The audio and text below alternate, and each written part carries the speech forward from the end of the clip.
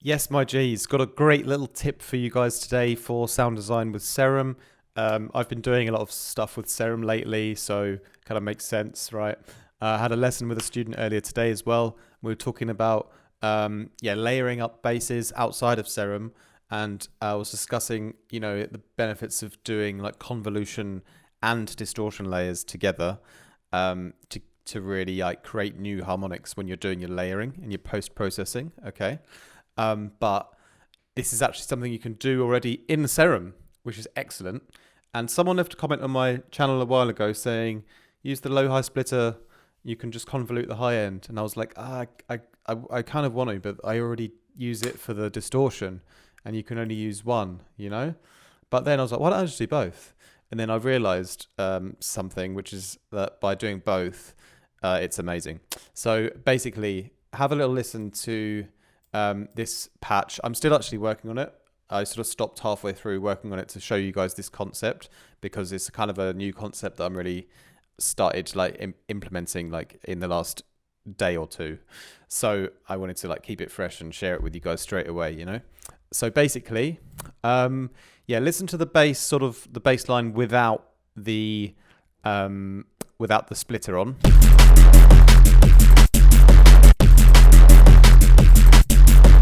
And now with the splitter.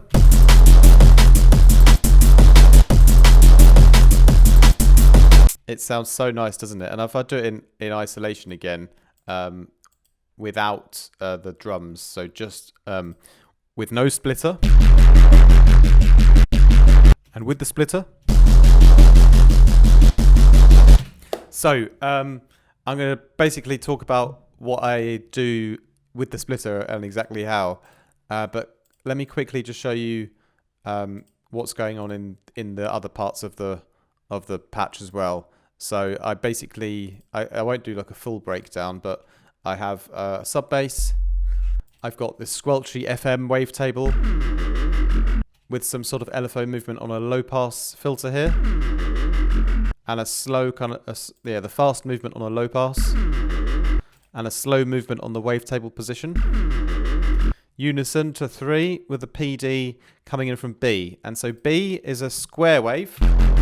Everything's the same octave range here, -2 for the sub oscillator A and B. And for B, I've also got a low pass filter running this fast LFO in 1/8 notes down here. And then, as you saw before, I actually feed this square into the first oscillator via the PD here.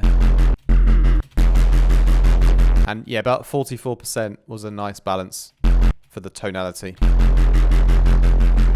Then I feed a little bit of noise into the square, but it's quite subtle.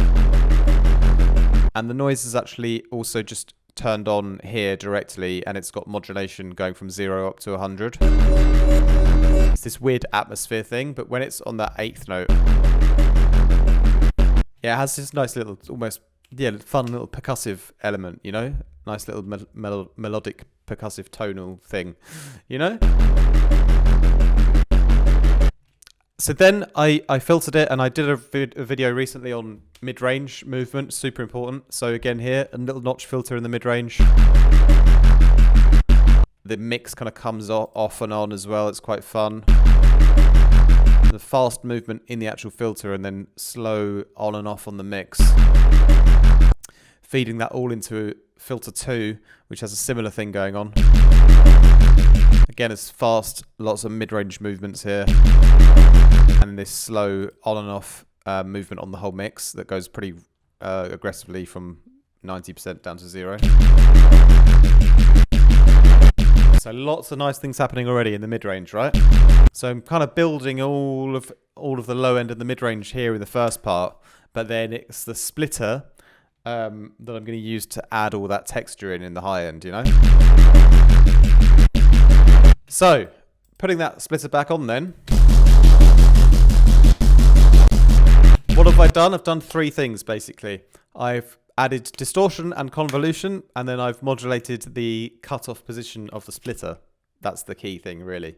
So, you can try having, you set the splitter on and then everything we do is just in the high end, you know, because the goal is to create this nice texture in the high end and leave the low end and the mid-range pretty nice and pure and powerful still. So you can try distorting, alone, and that's nice. You can try convoluting alone, and that's nice. But when you do them both, you have this distortion flavor on top, but it's not overwhelmingly harsh in the high end because it's being refined through the convolution, you know.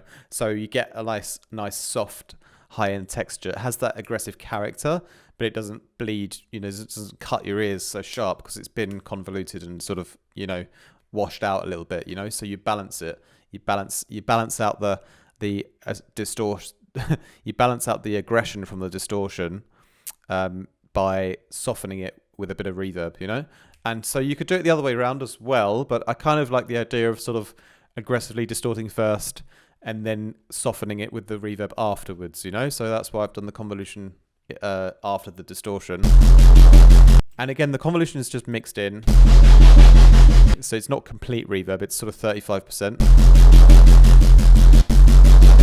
The distortion is pretty high up though on the mix, pretty nice and high, and it's the rectify mode, which really... Yeah, it's a really nice one. It's sort of, you're giving a bit of a flatter, like more atonal type of noise distortion, I would describe it, you know. But yeah, it's a great setting. You could try the other ones, of course. But the key thing also then is I've got this movement on the cutoff position. So it's actually going from, almost 2K down to 500. And this has a great impact if I move it around. That way round sounds cool, but it's not quite as good as from right to left. What I was also teaching one of my students earlier today, because we're doing some Serum sound design, is if you're not sure which way to go, just go like all the way from right to left. Kind of feel the vibe and then do it the other way. So, you know, for me, that sort of right to left is a bit more tight. It kind of like lines up with the tone a bit more and gives you more punch in the whole thing, you know. So that's why that direction is best for me, you know, for this sound. But then again, once you know the direction, then you can sort of decide, you know, the actual position that it starts and where the position where it finishes, you know. But yeah, I could actually go more extreme. That's also pretty nasty. I might actually do that. It's kind of actually sounding even better now.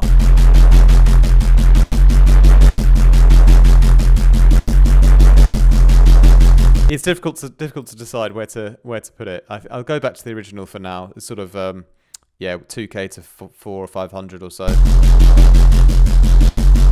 But yeah, that's great, isn't it? How much more life do you have in the sound when you give it a chance to run its high end through a nice bit of distortion with convolution on it to soften it a bit, you know? So that's just my tip for today. That's just one part of the sound design process, you know, but it's a very cool technique in Serum that just really, really, really helps me out to make nice textures in the high end, you know? Because I can always get so far with the sort of texture, the natural sound on the first page of the synth, but sort of when I sort of get a nice low end and a nice mid-range idea going, you know, I can then use this technique with the low high splitter to just take all of that high end and like give that like an extra enhancement and use the kind of distortion and convolution to make it more natural with more character and also a bit more grit as well, but controlled. Okay, so great little technique using the low high splitter in a sort of fashion where you think about you're combining a convolution reverb with a distortion mode, just switching through the different modes, but like finding that overall high end texture and character through the combination of the distortion and the convolution, and applying a little bit of movement to the whole thing to sort of really zap it into the bass. Zap it in. Yeah, really sort of get the movement kind of nice and kind of matching it to what you've created before in the first part of the synth, you know. So anyway, that's my little tip today, a little Serum sound design tip again. Hope you guys enjoy that. Let me know if you have any other video tutorial requests in the comments. I can't obviously make videos for everyone's suggestions, but occasionally I'll do a video on one of your guys' sort of issues or problems and help you guys out with something. Doesn't have to be sound design related. Thank you very much for watching. If you're new, make sure you like and subscribe. Leave a comment down below anyway, and let us know where you're from. And check out the other links down below. I have preset packs available for Serum. Got a little sale going on, although when this video goes up, the sale might be ending, so we'll see. But there's loads of great packs up on my site for Serum, Vital, Phase Plant, and Current. And what else have I got to tell you about? Oh yes, production lessons. Thank you everyone who books lessons with me. All of my students, much appreciated. If you're not a student yet and you want to have a little go, feel free to book yourself in on a one-on-one session, or send me an email if you want any more information. Send me an email if you want mixing and mastering work done, and come along and join us on Patreon. We have a great community over there, a great Discord with lots of members, really kind, nice people helping each other out on their tracks, and we got group feedback, live streams, and group masterclasses, and all kinds of good things running in the Discord. So come and join us on there. All right, that's it for me today. More from me very soon. Much love.